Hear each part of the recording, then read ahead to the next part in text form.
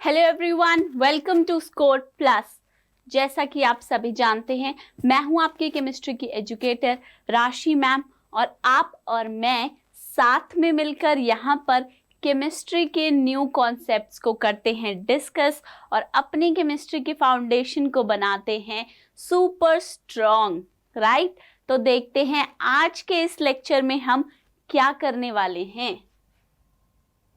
जैसा कि आप सभी जानते हैं, हम डिस्कस कर रहे थे क्या, अपना चैप्टर नंबर 2 जिसका टाइटल क्या है, is matter around us pure.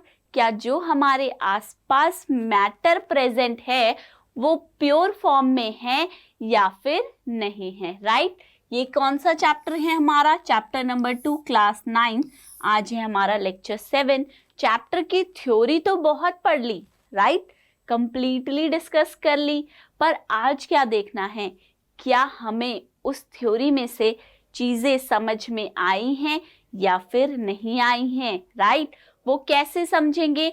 जब हम करेंगे सबसे ज्यादा इंपॉर्टेंट काम, जो कि क्या है, वो है क्वेश्चंस को डिस्कस करना, क्वेश्चंस को सॉल्व करना। हमें किसी क्वेश्चन को अप्रोच कैसे करना है, क्या क्वेश्चन पूछ रहा है, क्या पॉइंट्स हैं जो हमें उस क्वेश्चन के आंसर में बताने हैं, राइट। ये सब समझना जरूरी है। तो चलिए शुरू करते हैं आज का लेक्चर। सबसे पहला क्वेश्चन क्या है बच्चे? What is meant by a pure substance. जब मैटर की क्लासिफिकेशन करी थी हमने, तो कहा था मैटर जो है प्योर फॉर्म में होता है या फिर मिक्सचर, राइट। तो अब क्वेश्चन जो है वो हमसे क्या पूछ रहा है? प्योर वर्ड का मतलब क्या है? कब आप कहेंगे कि एक सब्सटेंस प्योर है? क्या है ये? प्योर सब्सटेंस, ठीक है। तो इसके अंदर हम क्या बता सकते हैं? अ प्योर सब्सटेंस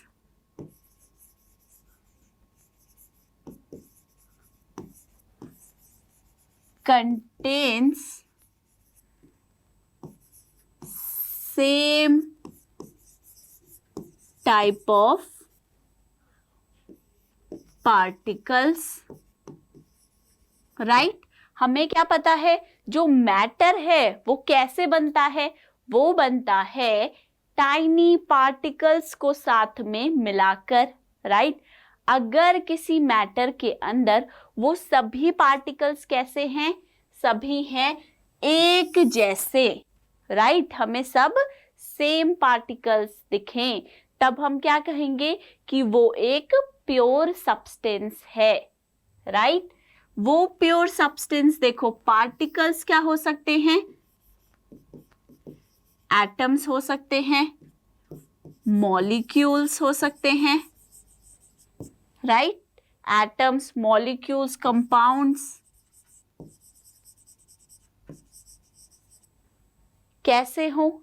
सेम हो, सेम, यानी कि सेम एटम्स हो, सेम मॉलिक्यूल या फिर एक ही तरह का कंपाउंड हो, तब हम क्या कहेंगे कि वो एक प्योर सब्सटेंस है, राइट। फॉर एग्जाम्पल, अगर हम ले क्या, आयरन मेटल, राइट। तो इस आयरन मेटल के अंदर बच्चे, अगर आप पार्टिकल लेवल पे चले जाओ और देखो कि क्या सारे पार्टिकल एक जैसे हैं या फिर नहीं है, तो आपको क्या दिखेगा? सारे के सारे पार्टिकल्स सेम पार्टिकल्स हैं, एक ही टाइप के हैं, राइट। क्योंकि आयरन क्या है? एक मेटल, और मेटल क्या है? Element, right. तो ये एलिमेंट जो है वो सारे एक ही तरह के एटम से बना होगा, राइट। तो इसीलिए हम इसे क्या कहेंगे कि ये एक प्योर सब्सटेंस है, ओके। अब नेक्स्ट क्वेश्चन पे चलते हैं। List the points of differences between homogeneous and heterogeneous mixture. क्या differences होते हैं? जब हमने mixture के बारे में पढ़ा था तब हमने उसकी दो क्लासिफिकेशन करी थी. क्या कहा था हमने? एक तो होते हैं होमोजीनियस मिक्सचर. क्या होते हैं? Homogeneous mixture.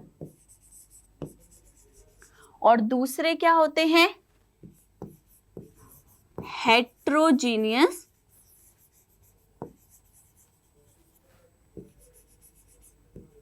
मिक्सचर. ठीक है. अब हमें क्या बताना है? क्वेश्चन क्या पूछ रहा है? वो ये नहीं पूछ रहा कि टाइप्स ऑफ मिक्सचर बताइए, वो ये पूछ रहा है कि इन दोनों के बीच में क्या फर्क है, कैसे आप किसी मिक्सचर को होमोजीनियस मिक्सचर कहेंगे या फिर हेट्रोजीनियस मिक्सचर कहेंगे, उसके क्या पॉइंट्स हैं, उन्हें लिस्ट कीजिए. List the points. राइट. तो एक एक करके सारे पॉइंट्स डिस्कस करते हैं. यहाँ हमने क्या लिया है? Homogeneous mixture. और यहाँ हेट्रोजीनियस मिक्सचर. होमोजीनियस में क्या होगा? It has a uniform composition. हमने देखा था होमोजीनियस मिक्सचर जो होते हैं उनकी यूनिफॉर्म कॉम्पोजिशन होती है. थ्रू आउट द मिक्सचर कैसे दिखते हैं? एक जैसे, यूनिफॉर्म. जबकि हेट्रोजीनियस जो मिक्सचर है वो कैसा होता है? नॉन यूनिफॉर्म कॉम्पोजिशन का. राइट. वो अलग कॉम्पोजिशन दिखाता है. नॉन यूनिफॉर्म, यूनिफॉर्मिटी शो नहीं करते. It has only one phase. अब इस फेज वर्ड का क्या मतलब है? इसका मतलब है कि देखने में पूरा आपको एक जैसा ही नजर आता है. There are 2 or more faces. ठीक है. 2 या 2 से ज्यादा फेस हो सकते हैं. जैसे कि अगर आप सॉल्ट इन वाटर लोगे तो उसे डिसॉल्व करने के बाद वो कैसा दिखेगा? आपको एक ही जैसा दिखेगा. राइट. आपको अगर कोई भी पूछेगा इसमें क्या है तो आप कहेंगे ये एक लिक्विड है, एक फेज है लिक्विड. पर अगर आप दूसरी तरफ सैंड इन वाटर की बात करेंगे, ठीक है, तो उसको देखने से आप क्या बताएंगे? इसके अंदर ना सॉलिड सैंड भी है और लिक्विड वाटर भी है. दो अलग अलग चीजें हैं. पता चल रहा है देखने से? हाँ, चल रहा है. तभी तो 2 फेजेस हैं. It can not be separated out physically. Physical method से हम होमोजीनियस मिक्सचर को अलग नहीं कर सकते, जबकि heterogeneous can be separated out physically. Homo means the same. Homo word का क्या मतलब है? सेम, एक जैसा दिखता है, यूनिफॉर्म कॉम्पोजिशन रखता है. हेट्रो मीन्स डिफरेंट, यूनिफॉर्मिटी नहीं है, डिफरेंट कंपोनेंट साफ साफ नजर आते हैं. Homogeneous a mixture of alcohol in water. Alcohol in water mix करेंगे तो वो होमोजीनियस मिक्सचर बनाएगा. Sodium chloride and sand. अगर नमक को सैंड, मिट्टी में मिक्स करोगे तो वो एक हेट्रोजीनियस मिक्सचर बनाएगा. अलग से नमक के पार्टिकल्स दिखेंगे और अलग से ही आपको सैंड के पार्टिकल्स भी दिखेंगे. अब कुछ और डिफरेंसेस भी हैं, वो नेक्स्ट क्वेश्चन पे चल के देखते हैं, क्योंकि नेक्स्ट क्वेश्चन भी क्या पूछ रहा है? Differentiate between homogeneous and heterogeneous mixture with examples. मतलब सेम ही क्वेश्चन है. तो अब हम सारी प्रॉपर्टीज को देख लेते हैं. एक तरफ क्या लेंगे? Homogeneous mixture. और दूसरी जगह क्या लेंगे हम? Heterogeneous mixture. होमो के बीच में यहां क्या है? होमोजीनियस में यूनिफॉर्म कॉम्पोजिशन होती है. राइट. यूनिफॉर्मिटी होती है मिक्सचर के अंदर. और हेट्रोजीनियस मिक्सचर में नॉन यूनिफॉर्म कॉम्पोजिशन है.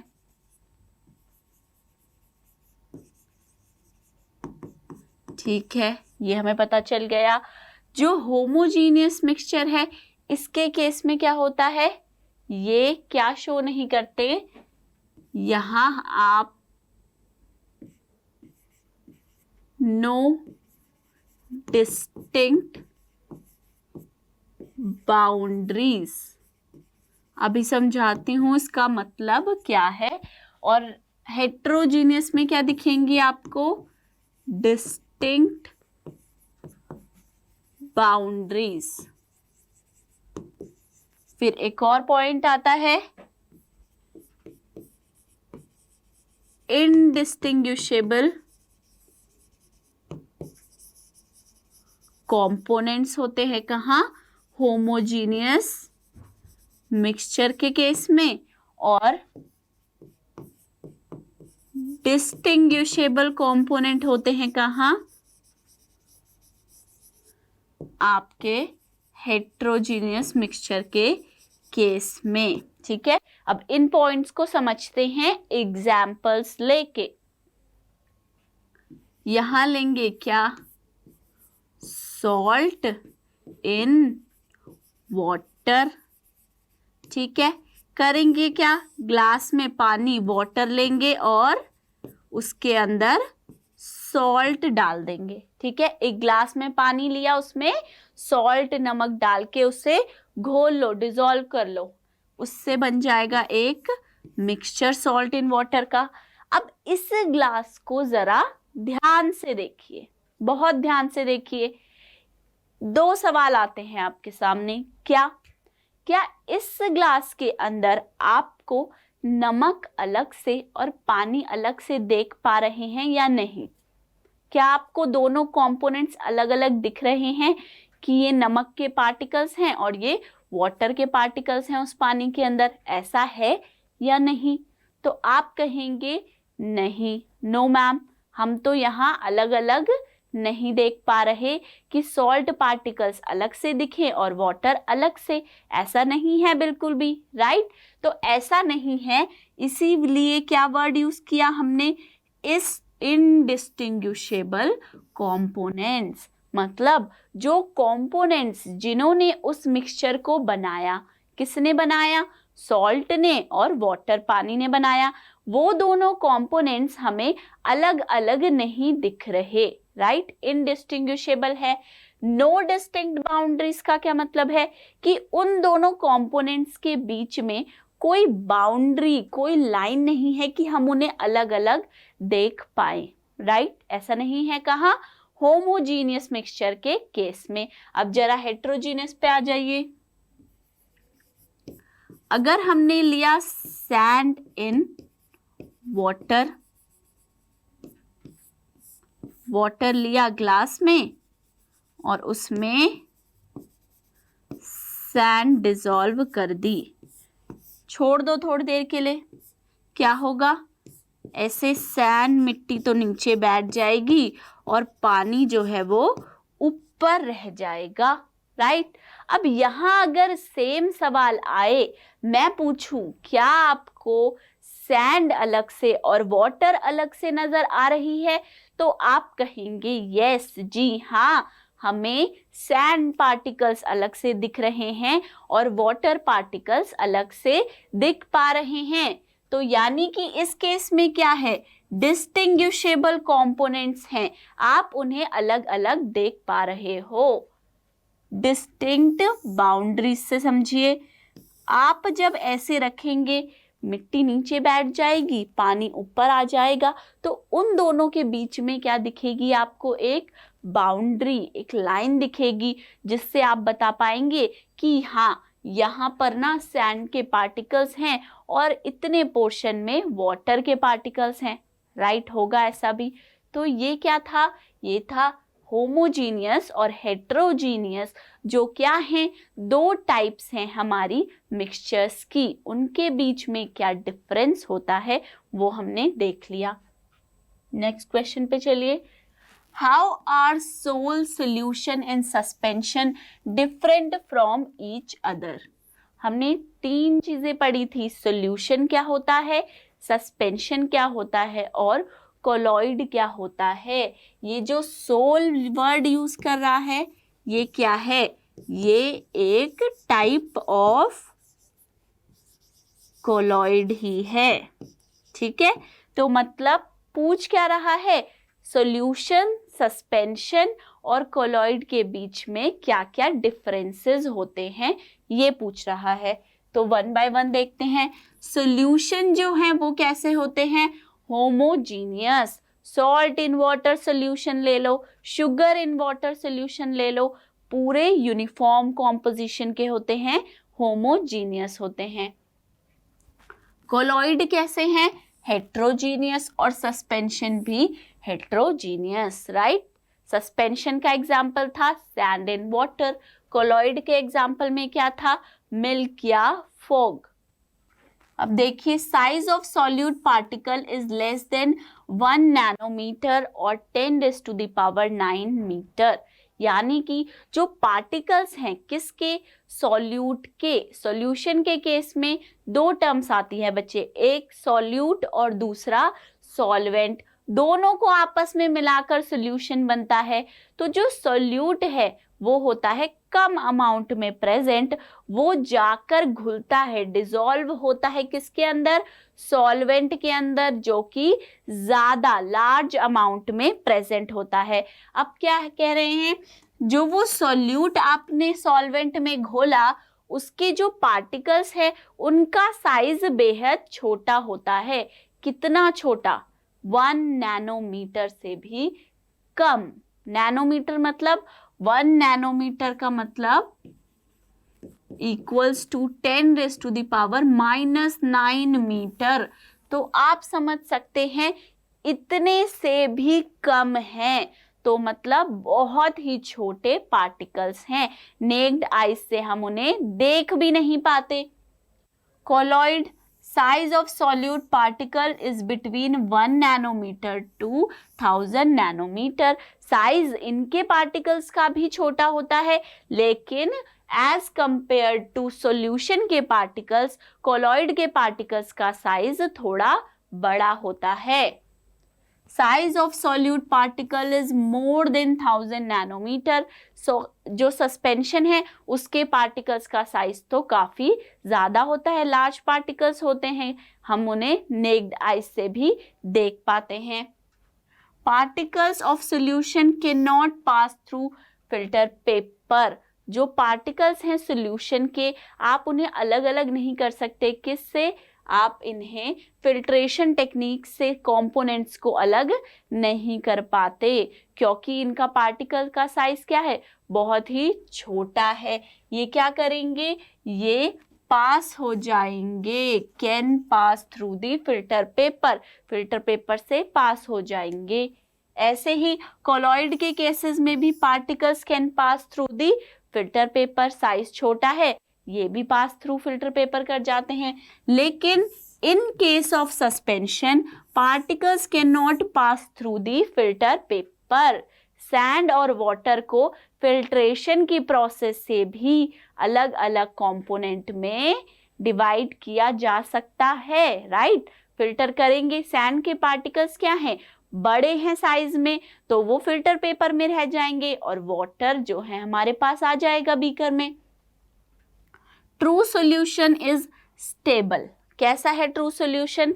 स्टेबल है। स्टेबल का मतलब अगर आपने ग्लास में शुगर या सॉल्ट को डिसॉल्व किया वाटर में और उसे 10 मिनट 15 मिनट थोड़े टाइम के लिए छोड़ दिया, तो ऐसा क्या होगा कि सॉल्ट या शुगर जो पानी में घुला था, डिसॉल्व हुआ था, वो वापस से क्या हो जाए? बॉटम में जाके बैठ जाए। ऐसा होगा? नहीं होगा, राइट। इसीलिए क्या कहेंगे हम? सॉल्यूशन स्टेबल है।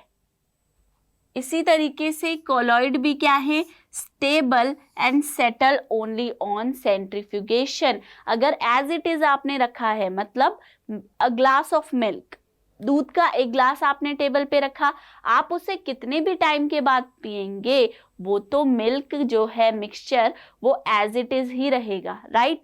बट अगर उस मिल्क की आप करा दें क्या? सेंट्रीफ्यूगेशन, उस केस में क्या होगा? क्रीम और मिल्क दोनों अलग अलग हो जाएंगी। तो हम कह रहे हैं कोलॉइड जो है वो स्टेबल है but settle only on centrifugation. Centrifugation अगर करेंगे तब सेटल हो सकता है। Unstable and settle down on its own. Suspension के पार्टिकल्स तो बहुत बड़े हैं और ये अनस्टेबल होता है सस्पेंशन। जैसे ही सैंड में वाटर घोल के रखा नहीं कि थोड़े से देर में ही क्या होगा, सैंड नीचे और पानी ऊपर हो जाएगा, राइट। तो यानी कि सस्पेंशन कैसा है, अनस्टेबल है। सॉल्यूशन के एग्जाम्पल में sodium chloride in water, sugar in water. नमक को पानी में घोलिए या चीनी को, क्या बनेगा, सॉल्यूशन बन जाएगा। कोलॉइड में क्या आता है, मिल्क या फिर fog. Muddy water, chalk in water, smoke in the air. ये क्या है आपका, ये आपका सस्पेंशन के एग्जाम्पल्स हैं, ठीक है। अब आगे चलते हैं। ये क्या था हमारा, ये हमने डिस्कस किया कि क्या डिफरेंस होता है सॉल्यूशन, कोलॉइड और सस्पेंशन के अंदर। थर्ड क्वेश्चन देखिए, to make a saturated solution 36 gram of sodium chloride is dissolved in 100 grams of water at 293 Kelvin.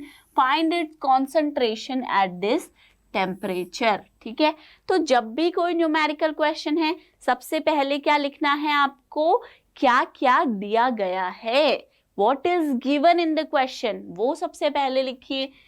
अब देखते हैं क्या क्या हमें बताया गया है। हमें दिया गया है mass of sodium chloride, right. Sodium chloride का मास दिया है हमें, कितना है, 36 ग्राम्स। सेकंड हमें क्या दिया गया है, मास ऑफ वाटर, कितना है, 100 ग्राम्स।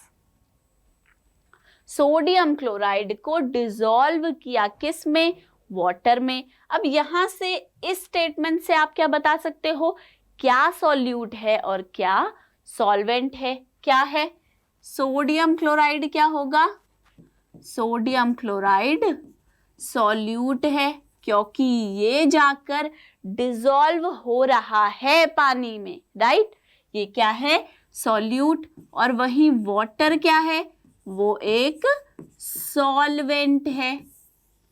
जब सॉल्यूट सॉल्वेंट मिलते हैं तब क्या बनता है, जब सॉल्यूट सॉल्वेंट मिल जाए वो बनाते हैं सॉल्यूशन, राइट। तो यानी कि अगर हमें पता लगाना है कि आखिर मास ऑफ सॉल्यूशन क्या है, तो कैसे पता लगाएंगे, mass of solute plus mass of solvent करके। Mass of solute plus mass of solvent, ठीक है। क्या है आपके सॉल्यूट का मास, सोडियम क्लोराइड है सॉल्यूट, मास कितना दिया है, 36 grams, plus mass of solvent, solvent क्या है, वाटर है, कितना मास दिया गया है, 100 ग्राम्स। तो मास ऑफ सॉल्यूशन क्या आ गया, 136 ग्राम्स। अब क्या लिखेंगे, अब हमें ये बताना है कि क्वेश्चन ने कॉन्सेंट्रेशन पूछी है। कॉन्सेंट्रेशन ऑफ सॉल्यूशन का फॉर्मूला क्या होगा, मास of solute divided by mass of solution multiplied by 100। अब वैल्यू सब्स्टिट्यूट करनी है किसकी, मास ऑफ सॉल्यूट चाहिए और मास ऑफ सॉल्यूशन भी चाहिए। तो मास ऑफ सॉल्यूट क्या होगा, सोडियम क्लोराइड का मास 36 grams divided by mass of solution क्या होगा, जो हमने कैलकुलेट किया, हमने निकाला कैसे, mass of solute plus mass of solvent करके। कितना आया 136 ग्राम मल्टीप्लाइड बाय 100, ये कितना आ जाएगा 26.47%। ये क्या हो गया, कॉन्सेंट्रेशन हमने कैलकुलेट करी, किस फॉर्म में करी, किस फॉर्म में करी हमने concentration calculate, mass by mass percentage. ठीक है, किस फॉर्म में करी है हमने concentration calculate, mass by mass percentage में। ठीक है, अब नेक्स्ट क्वेश्चन पे चलते हैं। How will you separate a mixture containing kerosene and petrol, difference between their boiling point is more than 25 degree which are miscible with each other। देखिए, सबसे पहले क्या लिखेंगे, क्या क्या चीजों का मिक्सचर बना, लिख दीजिए केरोसिन और वो पेट्रोल, केरोसिन और पेट्रोल का एक मिक्सचर है। ठीक है, अब देखते हैं क्या ये दोनों एक दूसरे में मिसिबल होते हैं, घुलते हैं, या फिर इमिसिबल होते हैं। तो क्वेश्चन ने क्या दिया है, मिसिबल विद ईच अदर। ये क्या है, ये हमें दिया गया है mixture of two miscible liquids. ठीक है, ये क्या है, दो मिसिबल लिक्विड्स का मिक्सचर है। ओके, सेकंड पॉइंट क्या दिया है क्वेश्चन ने ही हमें, उसने बताया है difference in their boiling point is more then 25 degree. क्या बताया है, difference in boiling point is more then 25 degree. यानी कि वो ये बता रहा है कि जो दोनों कंपोनेंट हैं उनके बॉइलिंग पॉइंट के बीच में सफिशिएंट डिफरेंस है। क्या है, बॉइलिंग पॉइंट्स के बीच में सफिशिएंट डिफरेंस है।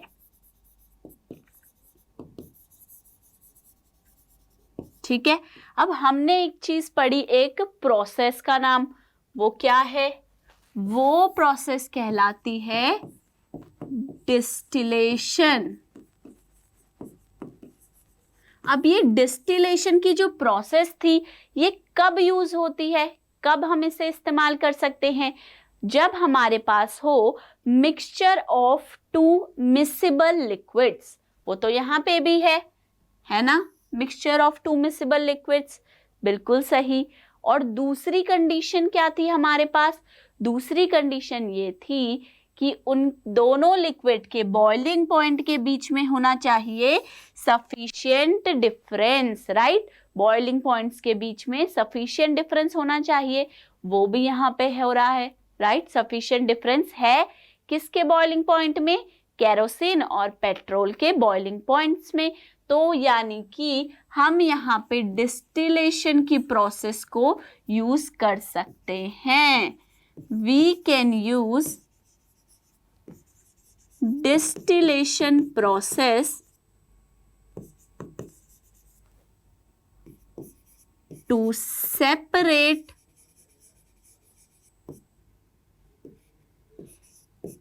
kerosene and petrol from their mixture. कौन सी टेक्निक यूज करेंगे, डिस्टिलेशन प्रोसेस को हम यहाँ पर यूज कर सकते हैं, क्योंकि जो कंडीशन रिक्वायर्ड है, क्या क्या चीजें एक मिक्सचर में होनी चाहिए प्रेजेंट ताकि आप डिस्टिलेशन प्रोसेस यूज कर सको, वो कंडीशन यहाँ पर फुलफिल की जा रही हैं, पूरी की जा रही हैं। इसलिए इस मिक्सचर के कंपोनेंट को अलग करने के लिए हम डिस्टिलेशन का यूज कर सकते हैं। नेक्स्ट क्वेश्चन पे चलते हैं। Name the technique to separate butter from curd, salt from sea water and camphor from salt. एक एक करके देखते हैं। सबसे पहले क्या है? बटर फ्रॉम, सबसे पहले क्या है? बटर फ्रॉम कर्ड को करने के लिए, सेपरेट करने के लिए हम किस प्रोसेस को यूज कर सकते हैं?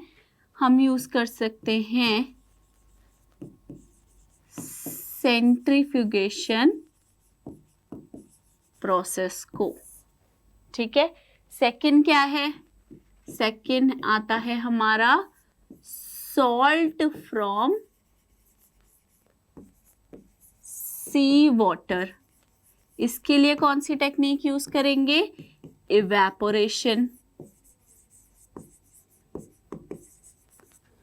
फिर थर्ड क्या है हमारे पास? Camphor from salt. Camphor from salt, इसे कब यूज करेंगे हम? जब इसमें कौन सी टेक्निक यूज हो सकती है? कैम्फर एक सब्लिमेबल सब्सटेंस है। क्या है? सब्लिमेबल सब्सटेंस है कैम्फर। तो इसके लिए क्या प्रोसेस यूज हो सकती है? और सॉल्ट नॉन सब्लिमेबल है।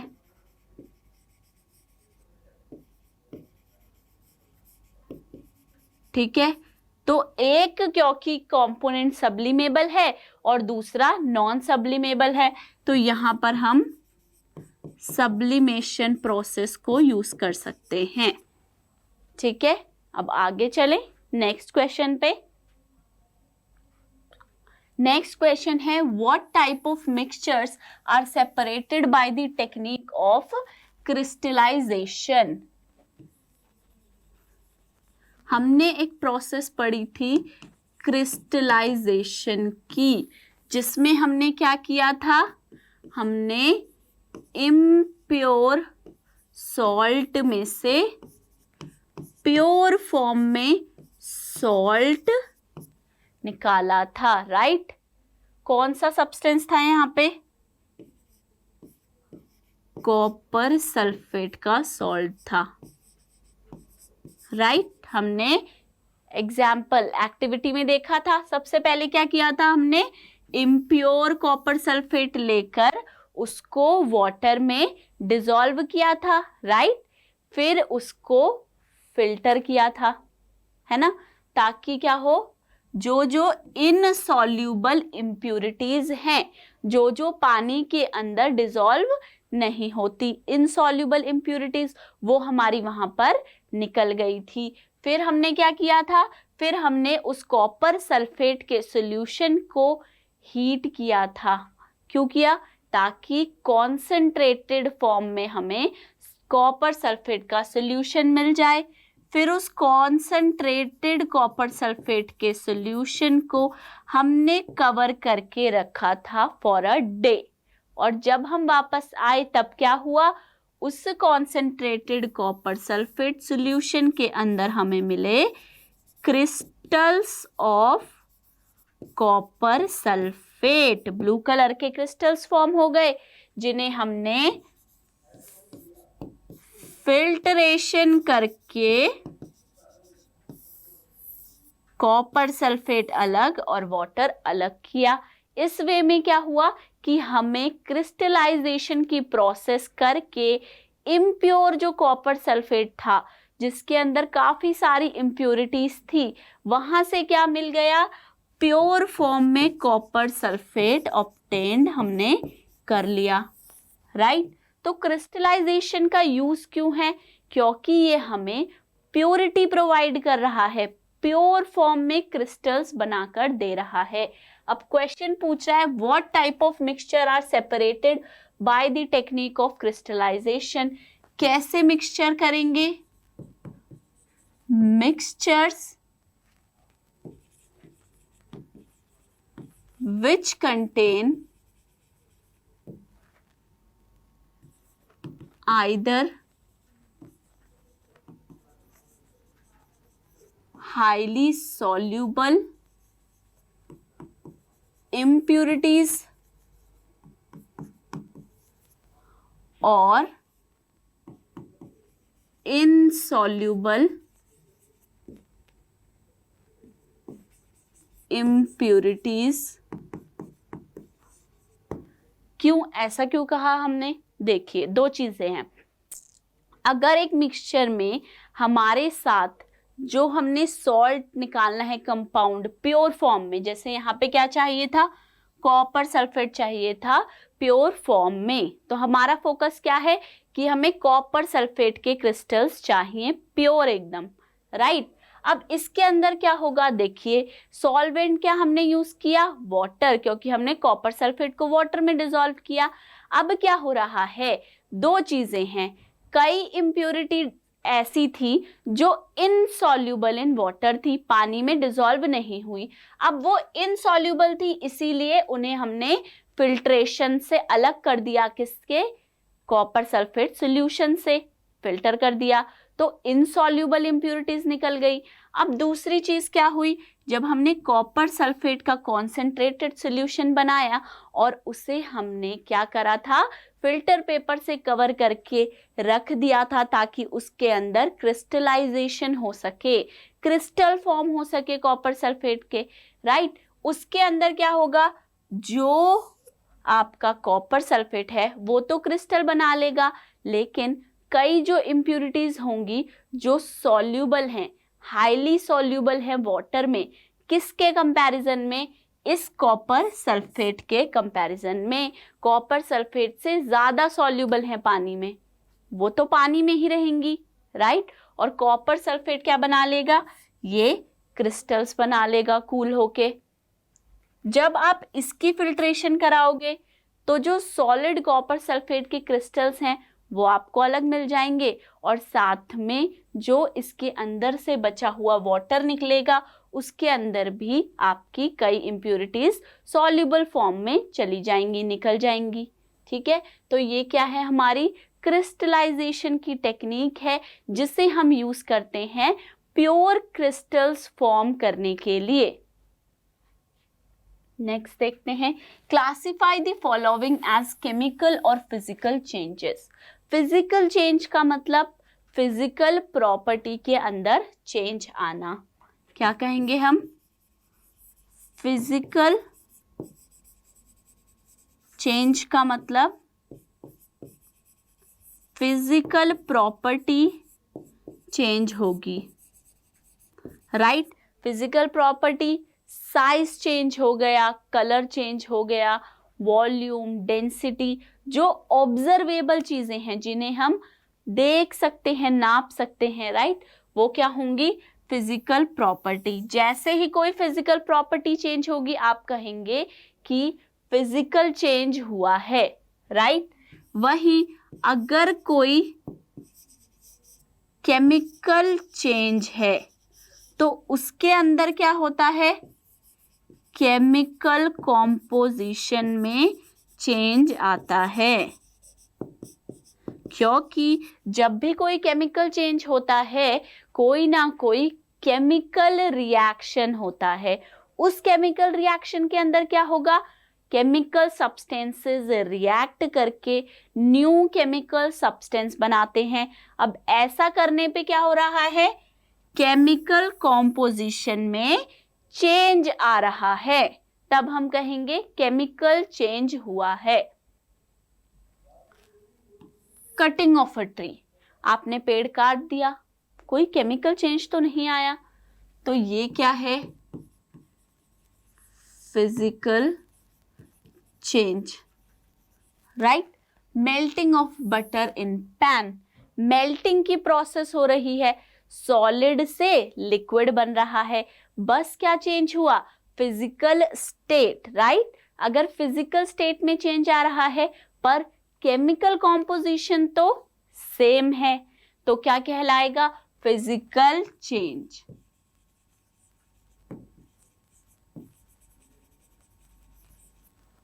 रस्टिंग ऑफ अलमीरा, जो हमारी घर में अलमारी है, अलमीरा, वो बनी होती है किसकी, आयरन की। वो आयरन जैसे ही टाइम के साथ स्लोली रिएक्ट करता है एयर के साथ, मॉइस्चर के साथ, तो क्या बनाता है, आयरन ऑक्साइड बना देता है। और ये क्या हो जाता है, एक केमिकल चेंज, केमिकल रिएक्शन हुआ है जिसमें न्यू केमिकल सब्सटेंस प्रोड्यूस हुआ। तो रस्टिंग ऑफ अलमीरा आएगा आपके केमिकल चेंज में। Boiling of water to form steam, सिर्फ स्टेट ही तो चेंज हो रही है फ्रॉम लिक्विड टू वेपर, पर कॉम्पोजिशन तो सेम है, H2O तो सेम है। तो ये भी क्या है, एक फिजिकल चेंज। नेक्स्ट आइए, passing of electric current through water and the water breaking down into hydrogen and oxygen gas। Water के अंदर इलेक्ट्रिसिटी पास करके उससे चेंज कर दिया, बदल दिया H2 में और O2 में, हाइड्रोजन ऑक्सीजन गैसेस में। तो इस प्रोसेस में भी क्या कर दिया आपने, एक केमिकल कंपाउंड जो था वाटर, उससे बदल दिया दूसरे केमिकल कंपाउंड्स हाइड्रोजन और ऑक्सीजन में। तो ये भी क्या है, एक केमिकल चेंज है। नेक्स्ट देखिए, dissolving common salt in water, क्या है, फिजिकल चेंज। कोई नया कंपाउंड नहीं बना, कॉम्पोजिशन चेंज नहीं हुई। Making a fruit salad with raw fruits, physical change.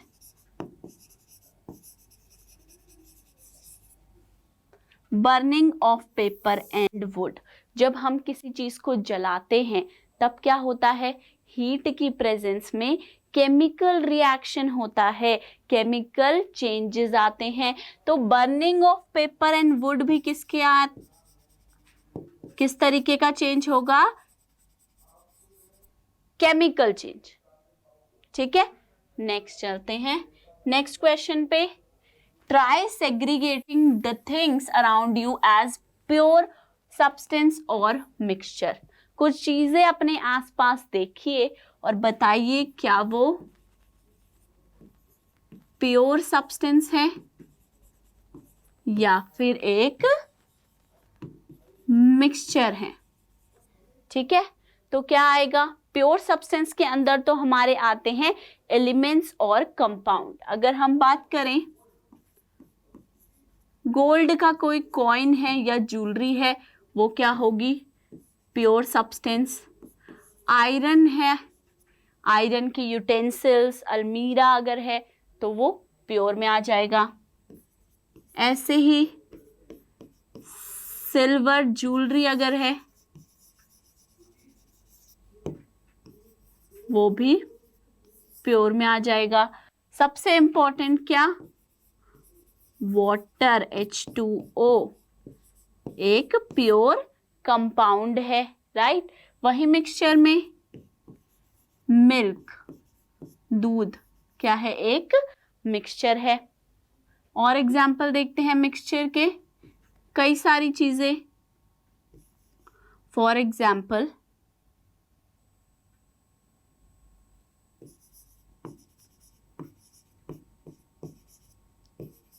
Sand and water का मिक्सचर क्या होगा, एक सस्पेंशन बनाता है, वो एक मिक्सचर होगा। फॉग एक मिक्सचर है। क्लाउड्स एक मिक्सचर है। ऐसे ही शेविंग क्रीम भी क्या है, एक मिक्सचर है। तो ये क्या है, डिफरेंट चीजें, बहुत सारी और पॉसिबल थिंग्स हैं जो आप अपने आसपास देख के डिसाइड कर सकते हो क्या वो प्योर हैं, एक ही तरीके के पार्टिकल से बनी हैं या फिर मिक्सचर हैं। तो इस लेक्चर में सिर्फ इतना ही, आगे का हम डिस्कस करेंगे नेक्स्ट लेक्चर में। अगर आपको किसी भी लेक्चर के नोट चाहिए तो आप जा सकते हैं हमारी स्कोर प्लस की ऐप पे और वहां से PDF फॉर्मेट में आप किसी भी लेक्चर के नोट्स डाउनलोड कर सकते हैं। Thank you so much.